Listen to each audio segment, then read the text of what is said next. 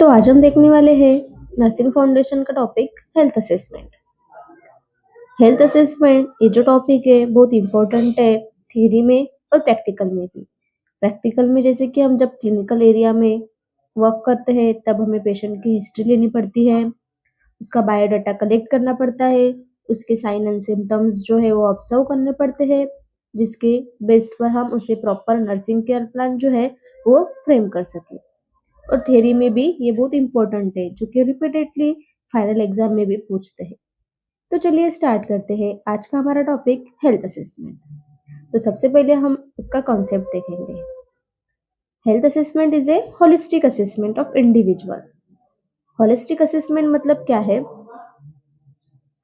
Overall. Holistic का meaning रहता है overall assessment, not only one. Holistic that means the all parts of the body of an individual. मतलब जो भी individual को हम असेस कर रहे हैं, देख रहे हैं, जो भी हमारा इंडिविजुअल पेशेंट है उसका होलिस्टिक असेसमेंट करना, मतलब डिटेल। जैसे कि एक चीज पर हम वहां पे नहीं टिके रहेंगे, पूरा जो डिटेल है होलिस्टिक मतलब पूरे पार्ट्स की हम यहाँ पे प्रॉपर असेसमेंट करेंगे। That identifies the normal physical, physiological and psychological functioning, जिसके हेल्प से हम आइडेंटिफाई कर सकेंगे उसके फिजिकल एक्टिविटी, मतलब फिजिकली वो हेल्दी है, नॉर्मल है और एबनॉर्मल है। फिजियोलॉजिकल मतलब जो भी उसकी बॉडी की फंक्शनिंग है। फिजियोलॉजी मतलब क्या रहता है? फंक्शनिंग। तो functioning is the normal or not. Then psychological functioning, either the patient is mentally healthy or ill and highlights the deviation from normal. अगर ये सब नॉर्मल है तो हम वहां पे लिखेंगे एवरीथिंग इज नॉर्मल। अगर कुछ हमें एबनॉर्मल चीजें वहां पे दिखेंगे तो हम हाईलाइट करेंगे, that is the highlight the deviation from the normal. मतलब हमें इस चीजों में जैसे कि फिजिकल, फिजियोलॉजिकल, साइकोलॉजिकल फंक्शनिंग ये सब हम असेसमेंट करेंगे, तब हमें कुछ ना कुछ नॉर्मल अगर दिखता है तो वहां पे हम डेविएट करेंगे, हाईलाइट करेंगे उसको कि this is what the normal things which I identify during the health assessment. तो हेल्थ असेसमेंट का कॉन्सेप्ट आपको समझ में आ गया होगा क्या है? It is A holistic assessment. मतलब हम पूरा उसका असेसमेंट करेंगे डिटेल में, जिसमें हम हाईलाइट करेंगे एबनॉर्मल डेविएशंस जो भी हमें दिखेंगे during the assessment of the physiological, physical and psychological function. Then history taking and physical examination are two aspects of health assessment. Health assessment में दो बहुत इंपॉर्टेंट एस्पेक्ट्स है, एक है हिस्ट्री टेकिंग एंड दूसरा है फिजिकल एग्जामिनेशन। हिस्ट्री टेकिंग मतलब क्या रहता है? डिटेल में हम जो हिस्ट्री उनकी लेते हैं, जैसे कि आपका नाम क्या है, आपका एज क्या है, देन मेल है, फीमेल है, उसका एड्रेस, उनका इनकम, वॉट एवर डिटेल में हम जो भी, जैसे कि present medical history, past medical history, surgical history, ये सब आता है हिस्ट्री टेकिंग में। और देन फिजिकल एग्जामिनेशन, जैसे कि फिजिकल एग्जामिनेशन हम करते हैं हेड टू टू एग्जामिनेशन, जैसे कि हेयर कैसा है, नोज, आईज, चेस्ट, अपर एक्सट्रीमिटी, लोअर एक्सट्रीमिटी, ये सब आता है फिजिकल एग्जामिनेशन में। तो हिस्ट्री टेकिंग में और हेल्थ असेसमेंट में ये दो एस्पेक्ट बहुत इंपॉर्टेंट रहते हैं, एक है हिस्ट्री टेकिंग और दूसरा है फिजिकल एग्जामिनेशन। तो ये हो गया हमारा कॉन्सेप्ट ऑफ हेल्थ असेसमेंट। अब हम आगे देखेंगे हेल्थ असेसमेंट के टाइप्स। तो सबसे पहला टाइप है comprehensive health assessment. Comprehensive health assessment मतलब क्या है? It includes A complete physical examination and health history. मतलब इसमें क्या है? कंप्लीट हमको क्या करना पड़ता है? Complete physical examination and health history. Complete हम फिजिकल एग्जामिनेशन करेंगे उसका हेड टू टो, और हेल्थ हिस्ट्री लेंगे फ्रॉम द आइडेंटिफिकेशन डाटा से लेकर पूरी हम उसकी हेल्थ हिस्ट्री वहां पे कलेक्ट करेंगे, जिससे हमें क्या होगा? क्लियर पता चलेगा कि क्या प्रॉब्लम है और हमें कौन सी चीज पे वहां पे फोकस करना है ट्रीटमेंट के लिए।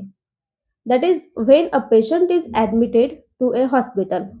जैसे कि पेशेंट जब हॉस्पिटल में एडमिट होता है तब हम कॉम्प्रिहेंसिव हेल्थ असेसमेंट करते हैं। जैसे कि अभी पेशेंट नया नया हॉस्पिटल में एडमिट हुआ है तो हम उसकी पूरी इंफॉर्मेशन कलेक्ट करते हैं, उसका हेल्थ टू टू असेसमेंट करते हैं और उसकी हेल्थ हिस्ट्री लेते हैं, तो उसे हम कहेंगे comprehensive health assessment. It acts as a baseline data for further assessment.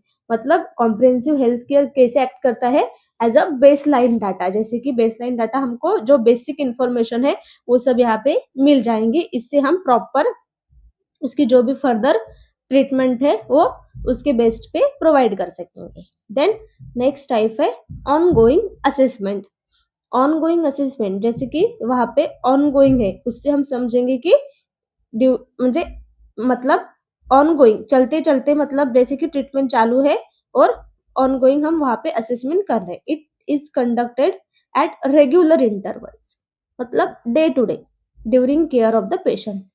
जैसे कि हम पेशेंट को केयर भी प्रोवाइड कर रहे हैं और केयर प्रोवाइड करते टाइम मतलब रेगुलर बेसिस पे जो हम असेसमेंट करते हैं उसे कहेंगे ऑनगोइंग असेसमेंट। जो ट्रीटमेंट भी चालू है, केयर भी चालू है और उसी टाइम पे हम उसका असेसमेंट भी कर रहे हैं। This assessment is due to evaluate the effectiveness of the intervention and to determine the progress of the client. जैसे कि इस असेसमेंट से क्या होगा, हमें इवेल्युएट करेंगे हम खुद को कि हमने जो भी इंटरवेंशन, जो भी नर्सिंग केयर यहाँ पे प्रोवाइड की है उससे पेशेंट का कितना प्रोग्रेस हो रहा है, तो वो सब हमें पता चल जाएगा। That is assessment of cardiovascular system.